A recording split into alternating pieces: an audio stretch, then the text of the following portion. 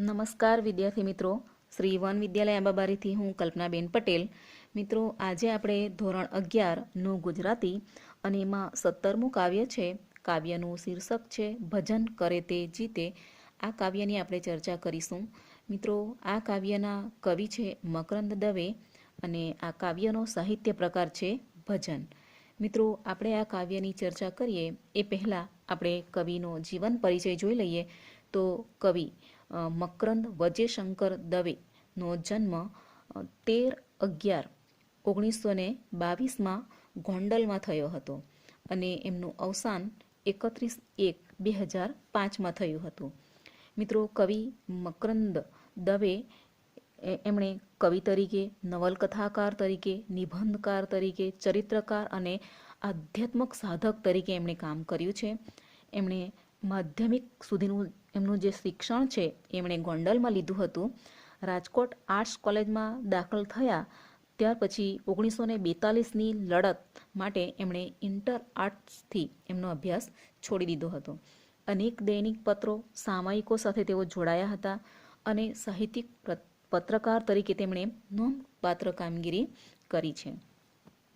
મિત્રો, એમના જે સાહિત્ય એમણે જે લખ્યું છે એમાં સૌંદર્ય પ્રીતિ, માનવ હૃદયની સંવેદનાનું ઝીણું આલેખન જોવા મળે છે.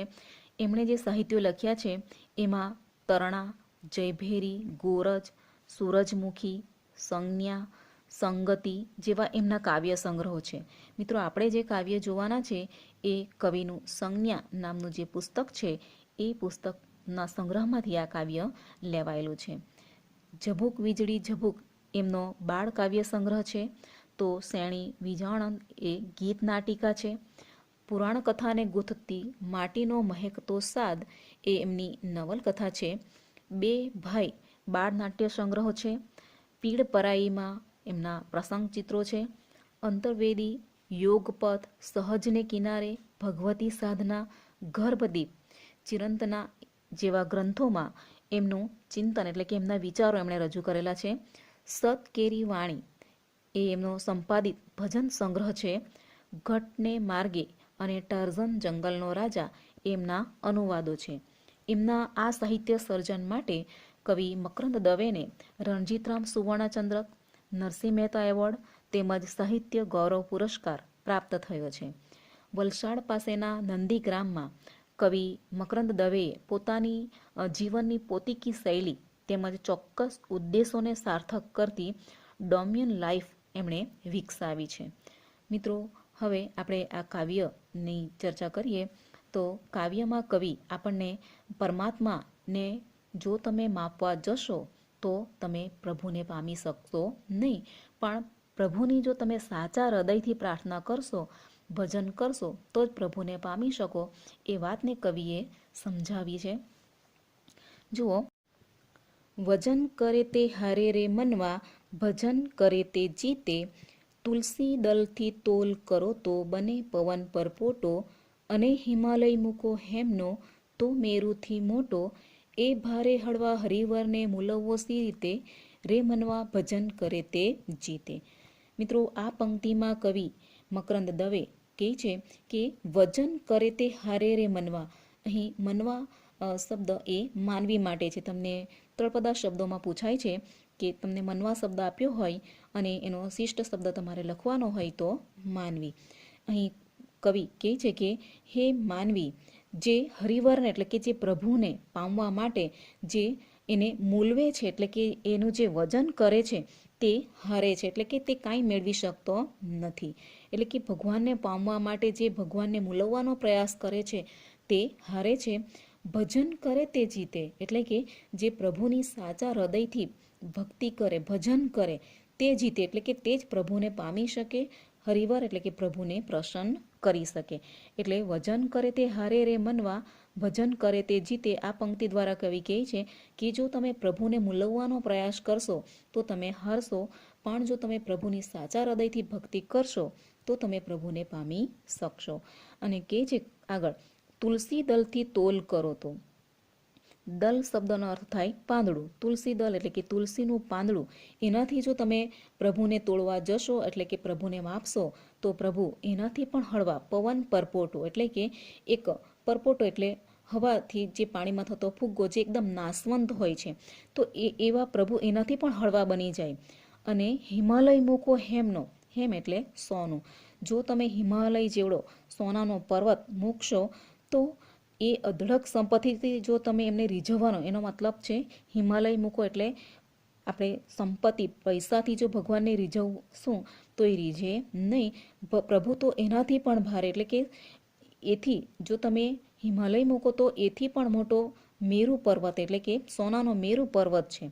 એટલે પ્રભુને જો આપણે હિમાલયથી માપવાનો પ્રયાસ કરશું તો પ્રભુ એનાથી પણ ભારે મેરુ પર્વત એ એટલે કે એમની પાસે તો છે, અને એ પ્રભુને આપણે એ રીતે પામી શકતા નથી, કેમ કે તેમની પાસે તો એથી પણ ભારે આ જે સોનાનો મેરુ પર્વત છે, હેમ એટલે સોનું, તો એ પ્રભુને આપણે પામી શકીએ નહીં. આમ આપણે જો હળવું મૂકીશું તો પ્રભુ એનાથી પણ વધારે હળવા, અને જો ભારે મૂકીએ તો પ્રભુ એનાથી પણ ભારે. એટલે ભારે હળવા આ પ્રભુને મૂલવવો કઈ રીતે, એટલે કે પ્રભુને પામવું કઈ રીતે. અને એટલા માટે કવિ કહે છે કે હે મનવા, કે હે માનવી, કેવળ સાચા હૃદયથી ભગવાનની ભક્તિ કરશે તે જ પ્રભુને પામી શકે. એટલે કે હે મનવા, ભજન કરે તે જીતે. એટલે આ પંક્તિ દ્વારા કવિ એ સમજાવવાનો પ્રયાસ કરે છે કે જો પ્રભુને આપણે કોઈ હળવા વસ્તુથી તોલવાનો પ્રયાસ કરીશું તો ભગવાન એનાથી પણ વધારે હળવા, અને જો કોઈ ભારે વસ્તુથી આપણે એટલે કે પૈસા સંપત્તિથી પ્રભુને રીઝવવાનો પ્રયાસ કરીશું તો પ્રભુ એનાથી પણ વધારે ભારે છે, એટલે કે એનાથી પણ વધુ આપણે એમને પામી શકતા નથી. માત્ર પ્રભુને પામવાનો એક જ માર્ગ છે, અને તે છે સાચા હૃદયની ભક્તિ. તો એ વાત કવિ આ પંક્તિમાં સમજાવે છે.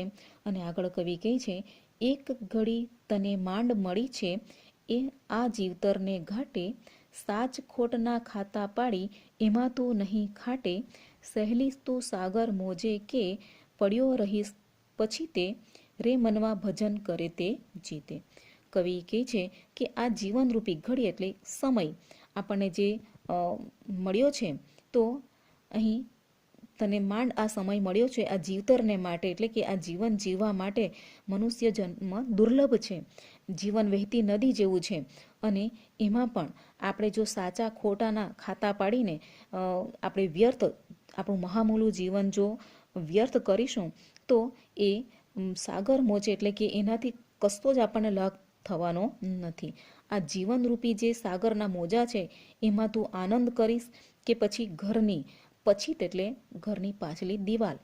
આ તમને શબ્દ સો માટે એક શબ્દમાં પૂછાય છે, તો ઘરની પાછલી ભીતે ભૂલીને પડ્યો રહીશ. કવિ અહીં આપણને પ્રશ્નાર્થ કરે છે અને કહે છે કે મોહ માયામાં ભૂલા પડવું એ ભીત ભૂલવા જેવું છે. એટલે કે જીવનના સંસાર સાગરમાં માનવી એ આ રીતે જો મોહ માયામાં પડ્યો રહેશે તો એ પ્રભુની ભક્તિ કરી શકે નહીં.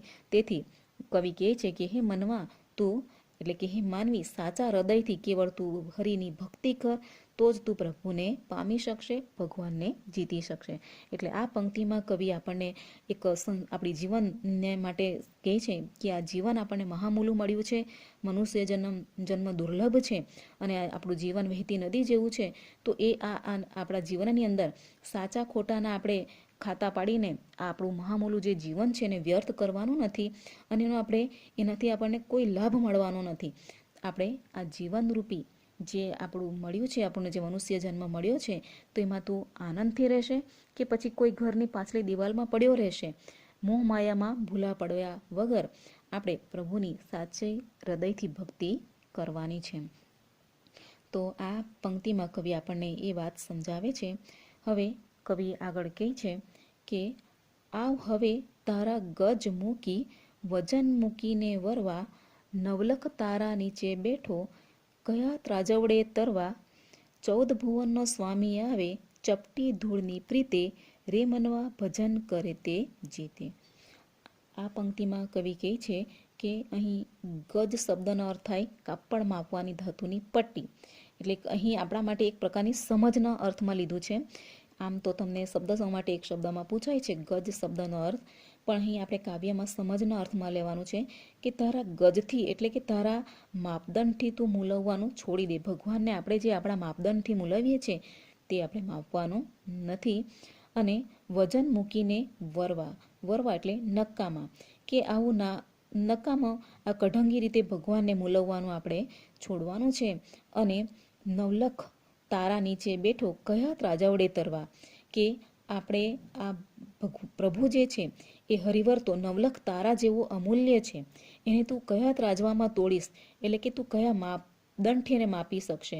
અહીં નવલખ એટલે 9 લાખ, ત્રાજવડ એટલે ત્રાજવા. તો પ્રભુને આપણે કોઈ પણ રીતે તોલી શકવાના નથી.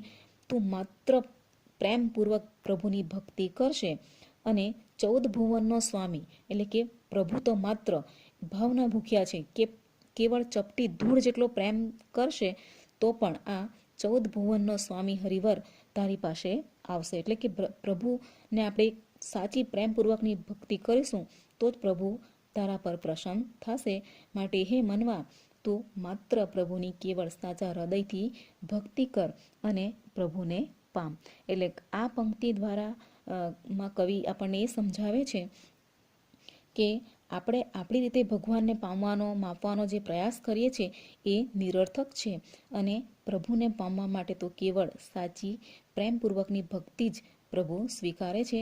આ 14 ભુવનનો સ્વામી જે છે એ ચપટી ધૂળ, એટલે કે એક નાની સરખી પ્રેમપૂર્વકની ભક્તિથી પણ રીઝી જાય છે. તો આ રીતે પ્રભુને પામવાની વાત કવિ આ કાવ્યમાં આપણને સમજાવે છે. તો મિત્રો, આ કાવ્યમાં તમને ખ્યાલ આવ્યો હશે.